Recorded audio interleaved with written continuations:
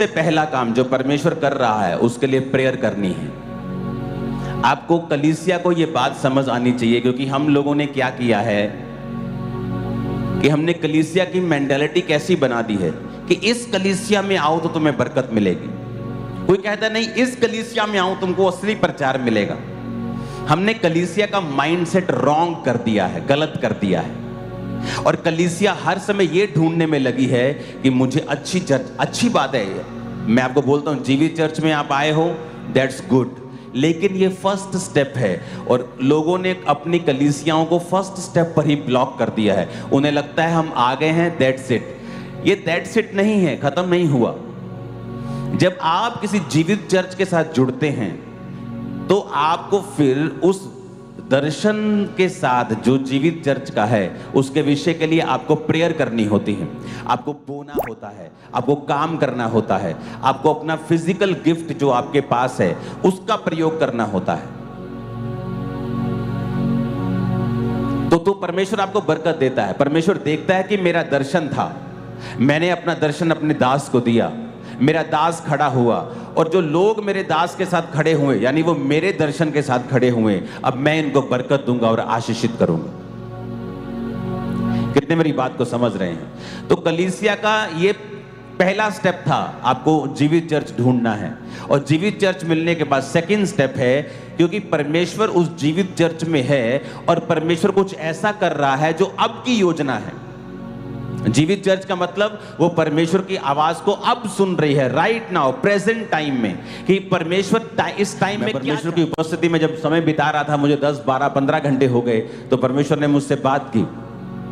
और जब परमेश्वर ने मुझसे बात की, मैं सेकंड डे ही नीचे आया और अपने लोगों को मैंने बोला कि मुझे ये चाहिए, मुझे अब इस तरह से चाहिए, अब मुझे ये ब्रांचेस चाहिए। और अभी मैंने अपना फाइनल प्लान किसी को नहीं बताया, मेरी वाइफ के अलावा। वो मार्वलस है, वो ऐसा है कि गूंज जाएगा यीशु मसीह का नाम, गूंजेगा यीशु मसीह का नाम। मैं आपको बता रहा हूं, आपको जस्ट स्टेप बाय स्टेप मेरे साथ चलना है। जो मैं आपको बोल रहा हूं आपको उसे फॉलो करना है। शैतान हमेशा नॉनसेंस करने की कोशिश करता है जब बड़े काम होने होते हैं, लेकिन हर बार वो अपनी बेइज्जती करवाता है। 2017 में क्रूसेड्स होते थे, हर महीने 3 क्रूसेड, एक मंगलवार फिर क्रूसेड, दूसरा क्रूसेड, तीसरा क्रूसेड, इसी तरह से क्रूसेड चलते थे। और लोग, शैतान उनको उकसाता था कुछ गलत करने के लिए, बोलने के लिए, लेकिन उन सबों ने परमेश्वर से मार खाई है, क्योंकि ये दर्शन मेरा नहीं है, उस खुदा का है जिसने मुझे खड़ा किया है। मैं वोट्स लेके खड़ा नहीं हुआ।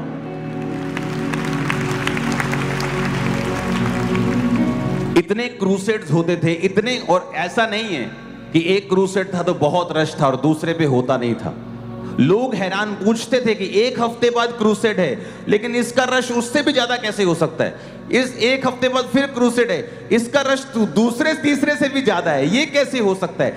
इतने लोग कैसे आ सकते हैं? एक, चलो मान लो साल में एक मीटिंग हुई, चलो जी सभी कलीसियां इकट्ठी हो गई, बड़ी गिनती हो गई, पर आप हर हफ्ते करते जा रहे हो, संडे करते जा रहे हो, थर्सडे करते जा रहे हो।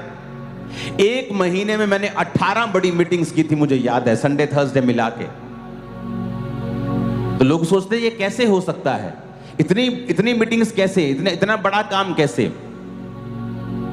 और व्यक्ति था एक फॉरेन में, वो गाड़ी, अपनी गाड़ी में, बड़ी सी गाड़ी थी उसके पास, गाड़ी में लाइव होकर मुझे गालियां निकाला करता था, सीधा गालियां।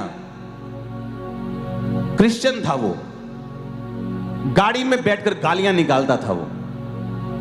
और प्रभु ने मुझसे कहा था तो जवाब मत देना, मैं जवाब दूंगा। और मैं क्रूसेड पे क्रूसेड, मीटिंग्स पे मीटिंग्स, वो गालियों पे गाली। उसी गाड़ी में उसका एक्सीडेंट हुआ, 9 महीने आईसीयू में रहा, कीड़े पड़ गए बॉडी में, और फिर मरा वो। और बड़े कमाल की बात बताऊं, आज तक मैंने उसकी एक भी वीडियो नहीं सुनी, वो उसने क्या कहा मुझे।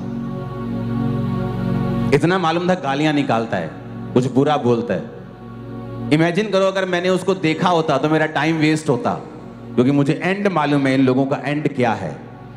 सिर्फ शर्मिंदगी के अलावा इनको कुछ नहीं मिलेगा।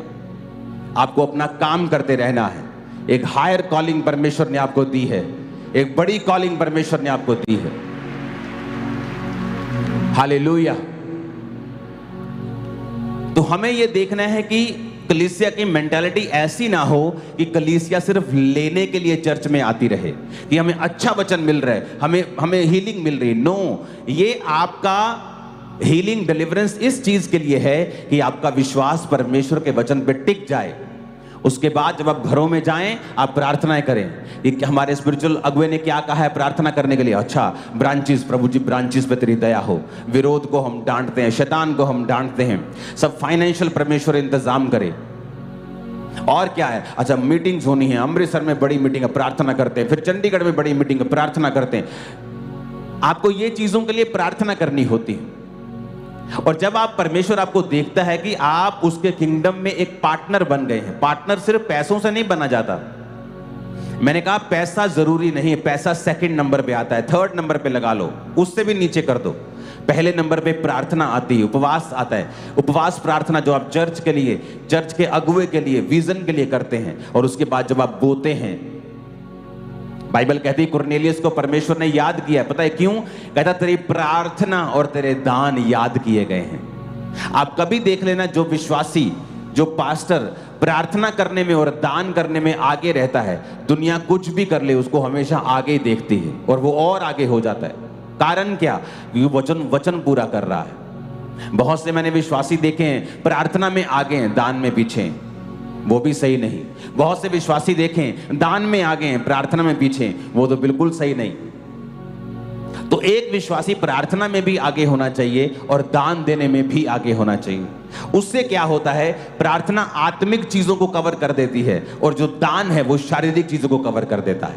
अगर आप प्रचार करने जाएंगे वो आत्मिक है, आत्मा की बातों का है, लेकिन आप आत्मा में प्रचार तो करेंगे, लेकिन आपको माइक भी चाहिए जो शारीरिक है, आपको साउंड भी चाहिए जो शारीरिक है।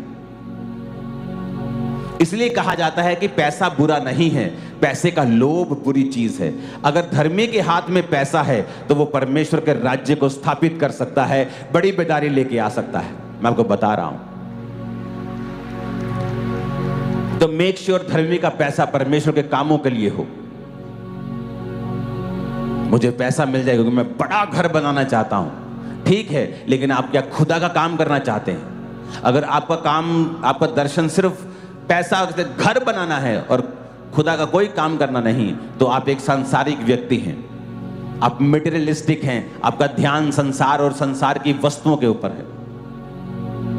परमेश्वर ने कहा मैंने सारी आशीषें तेरे लिए बनाई हैं, लेकिन जब तू मेरे राज्य में प्रवेश करेगा और मेरे राज्य में मुझे ढूंढेगा, मेरे धर्म और राज्य की खोज करेगा, तो सब वस्तुएं तुम्हें मिल जाएंगी, तुम्हें इनके लिए रोने की जरूरत नहीं पड़ेगी।